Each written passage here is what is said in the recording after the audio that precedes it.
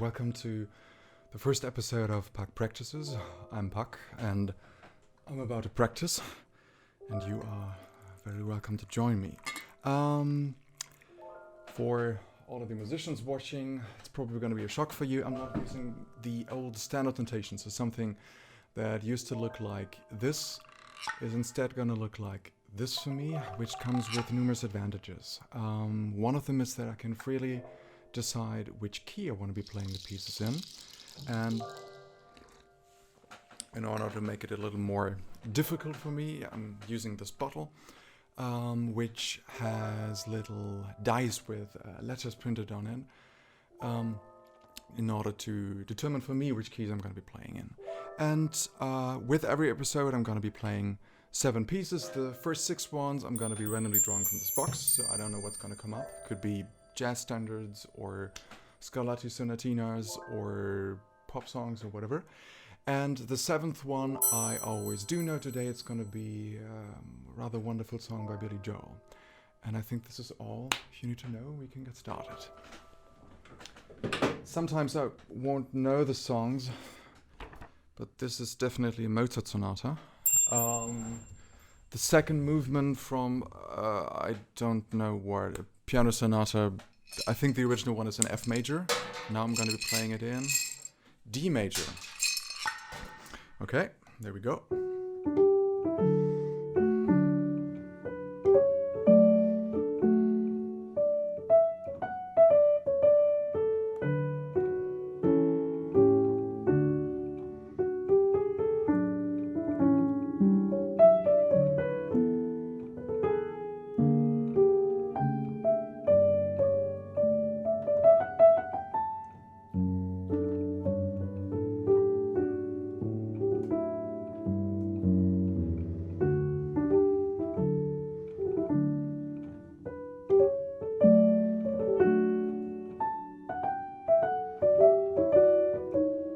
Up.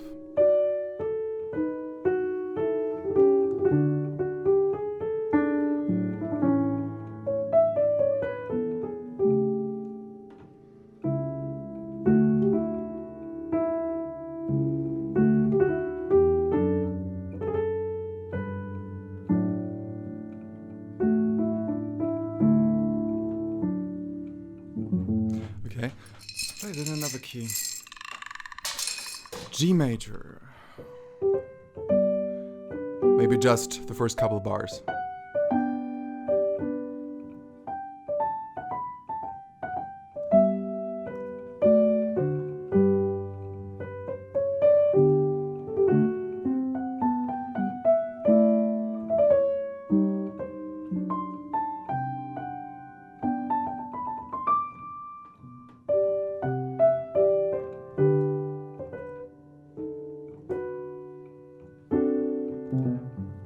And one last key, something more.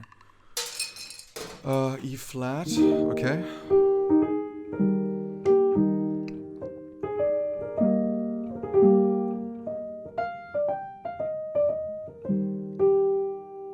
Whoop.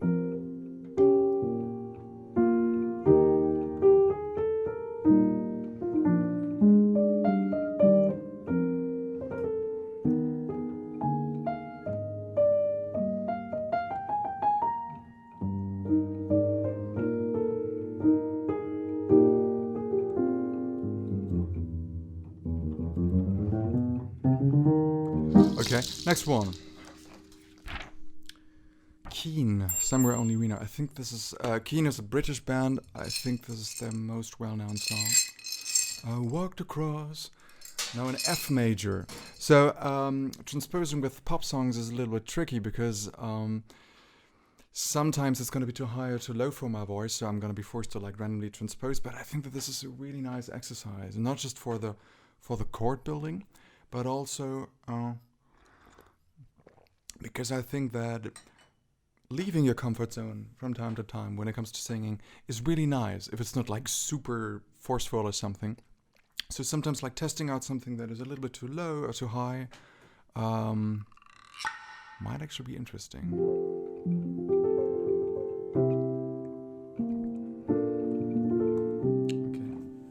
Okay. came across, yeah, it's kind of a ride. I walked across an empty land. I knew the pathway like the back of my hand. I came across a fallen tree. I felt the branches of it looking at me. Sympathy, where have you gone? I'm getting old and I need something to rely on. So tell me when you're gonna let me in. I'm getting tired and I need somewhere to begin. So here I kind of had a, because if I would have stuck with the octaves that I began singing, it would have been far too high. Let's go to the refrain, to the chorus. And if you have a minute, why don't we go talk about it somewhere only we know? This could be the end of everything, so why don't we go somewhere only we know? Okay, but again, I think having the liberty of, well, basically having the singer decide. Like, I would probably go a little lower. Let's C sharp maybe. I walked across an empty land. I knew the pathway like the back of my hand. It sounds much nicer. But then again, I mean, this is practicing, and I think part of music is also risking not sounding that great at times and being willing to take that risk. And if you have a notation that tells you what to do, the room where you can actually take risks is significantly smaller. And yeah,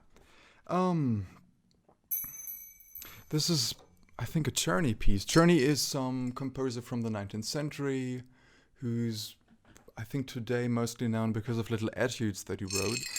But they're alright. Like, there's nothing wrong with playing them. In B flat.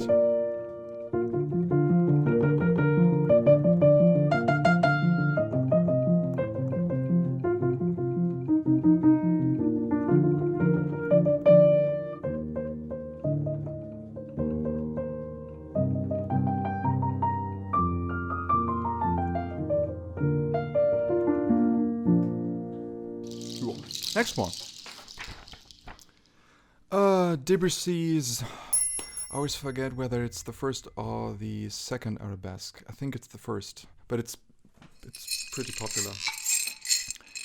In F. Okay.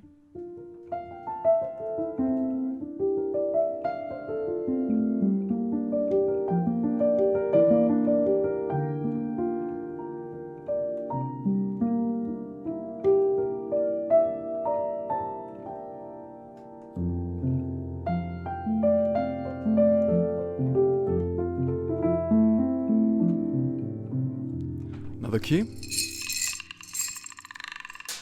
In B major, okay.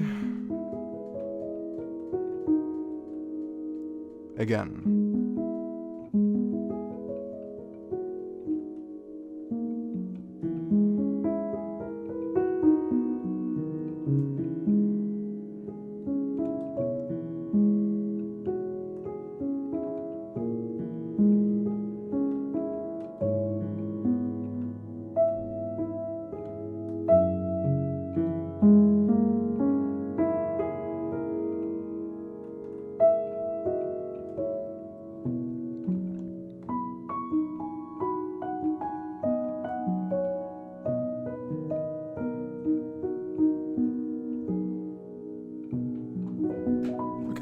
Next one. This is Bach. I think it's part of his little preludes. And in G. I think the original one is in D, if I'm not mistaken.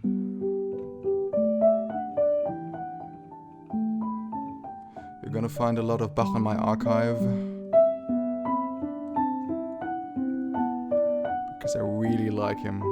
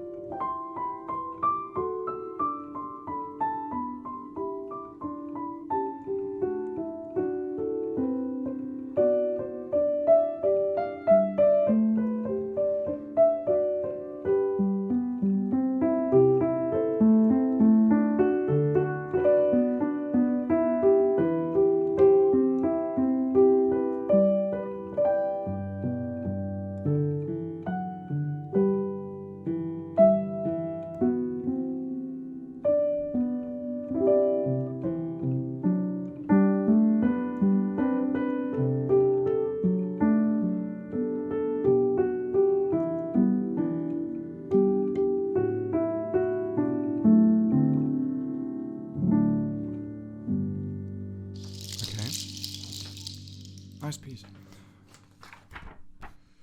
Keane Dorham, Blue Bossa. I think Mr. Dorham is mostly remembered for this one. I really, really like it. No idea what the original was in C. So we have, this is a typical jazz standard. So the way I write it, I have the melody in the upper voice and have the chords in the lower voice. As you noticed with the Keane song, it's really easy to play chords with, write out chords with a notation. I'm simply using a filled out note without the stem. The stem is the little line that connects to the note most of the time, if it's not a full note.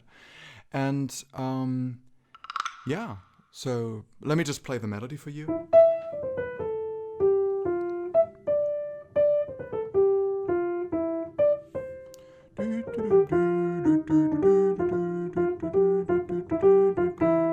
And then we have the chords.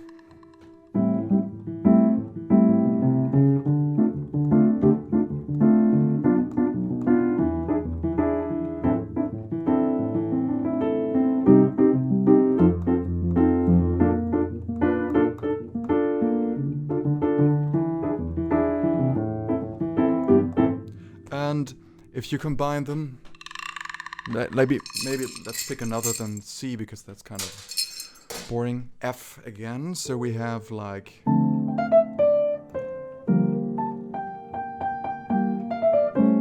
I really like this dissonance, and you can already see it in the notation if you compare the so that bears the sharp and the so that doesn't bear that. So you can kind of see already that something is gonna be weird.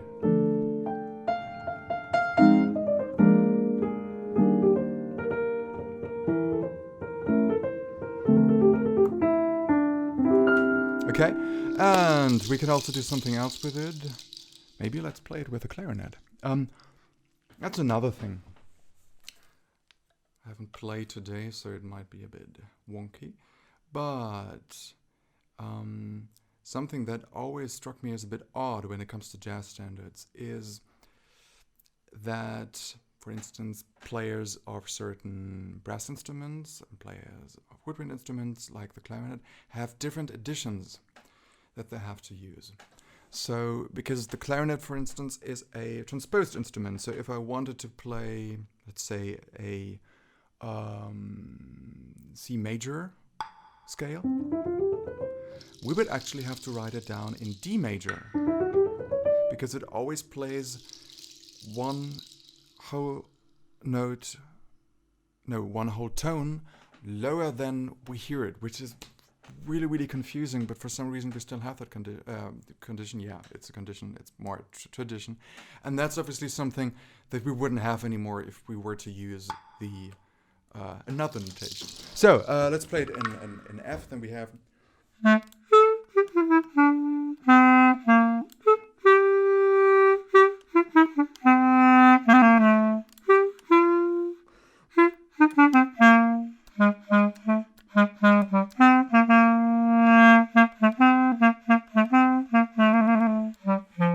So that's really easy, and you could very easily turn that into something where like all of the instruments participate, because usually I very rarely see string instruments play jazz standards, but they could play from that as well. I had recently a viola player over, and she said that she never played jazz standards in her life. Let's believe her.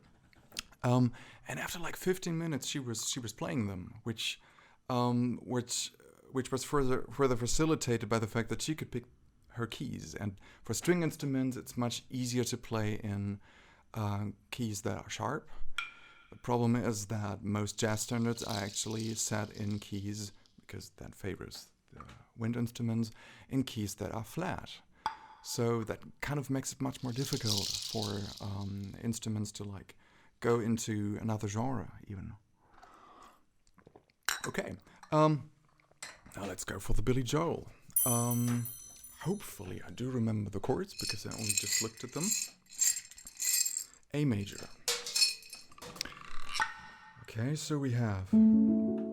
Yeah.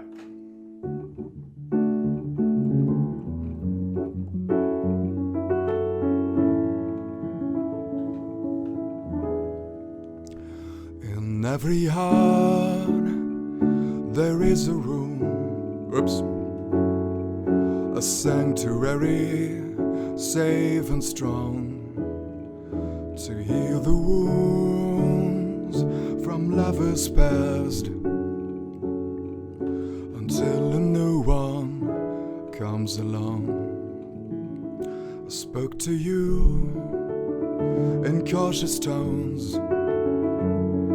You answered me with no pretense, and yet I fear I've said too much.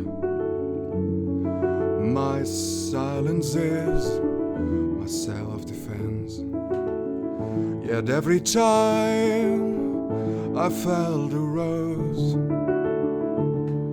it seems I only felt the thorns. And so it goes, and so it goes, and so will you soon, I suppose. But if my silence made you leave,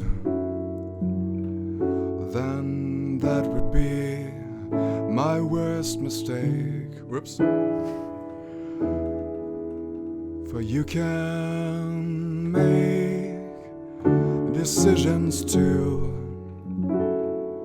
and you can have the heart to break. Kind of. Okay, but it's like, again, like if you have the chance of really playing in another key, let's just play the chords in one more key, in C sharp. So then we would have...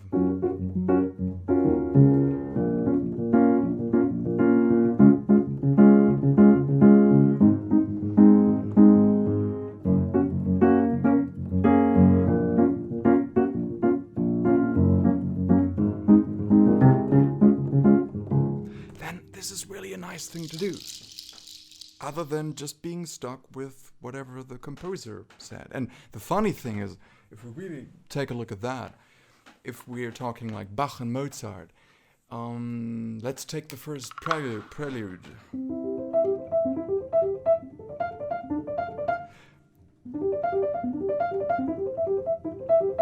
And so on. That is set in C, which maybe might have contributed a little to its popularity. If we want to stay faithful to the original, we would actually have to play it in B, because we have to counteract that the concert pitch has been raised by roundabout a semitone. I'm sorry, I always mix up tone and note. Since back then, which is some 250 years ago. So we would have to play it like this.